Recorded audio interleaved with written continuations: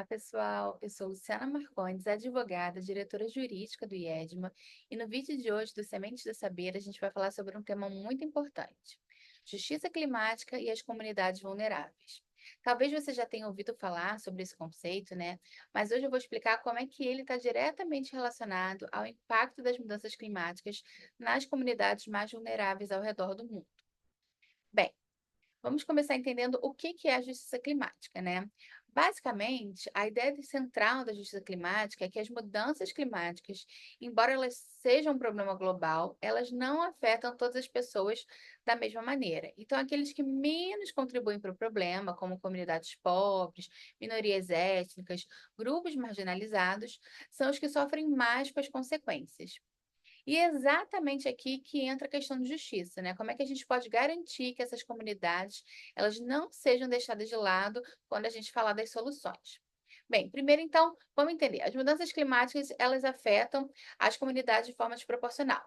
Então, para a gente entender isso, a gente tem que pensar, por exemplo, nas secas mais frequentes, nas enchentes mais intensas, nos furacões, nas temperaturas extremas, né, que estão cada vez mais comuns.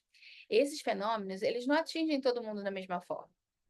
Então, se a gente tem uma grande cidade, pessoas com mais recursos, elas têm como se preparar melhor para enfrentar uma tempestade. Elas podem comprar alimentos, consertar suas casas, ou até mesmo se deslocar para um local mais seguro. Agora, pensa nas comunidades pobres ou rurais, onde muitas vezes essas pessoas vivem em condições precárias. Essas famílias, elas geralmente não têm os meios financeiros para se proteger, e quando um desastre acontece, elas perdem tudo.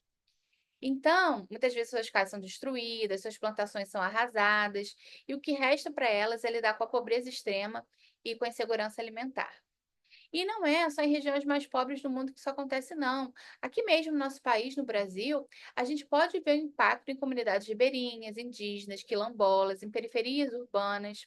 Um exemplo claro, né, são as secas lá no Nordeste, que afetam milhares de pessoas que dependem da agricultura para sobreviver. Essas pessoas elas já viviam em situações vulneráveis antes e agora elas têm que lidar com os efeitos devastadores das mudanças climáticas. O mesmo acontece com as enchentes nas periferias de grandes cidades. Quando uma enchente ela atinge uma área mais rica da cidade, existe uma infraestrutura que ajuda a drenar essa água, há acesso seguro, né, das propriedades, as pessoas conseguem se reerguer mais rapidamente, ou talvez de uma forma menos demorada, se a gente pode chamar assim. Mas nas áreas mais pobres, onde a infraestrutura é deficitária, o resultado ele é muito mais trágico. As pessoas perdem suas casas, seus bens e, em muitos casos, até as suas vidas. Outro aspecto importante da justiça climática é que as comunidades vulneráveis, elas geralmente dependem mais diretamente dos recursos naturais para sua sobrevivência. Então, comunidades indígenas, por exemplo, muitas vezes vivem em harmonia com o meio ambiente, dependendo diretamente da terra para sua subsistência. Mas, com o avanço do desmatamento, mudança nos padrões de chuva, aumento das temperaturas, essas comunidades elas estão perdendo seu território e sua capacidade de se sustentar. Então, por que que isso acontece? Uma das razões é que as comunidades mais vulneráveis, elas têm menos poder político e econômico para se proteger ou exigir mudanças, né? Elas são frequentemente marginalizadas das decisões políticas que afetam diretamente o ambiente em que elas vivem. E isso, gente, cria um ciclo de desigualdade. Elas não têm voz nas discussões globais sobre mudanças climáticas, mas são as primeiras a sofrer com os seus impactos. Esse é o verdadeiro dilema da justiça climática.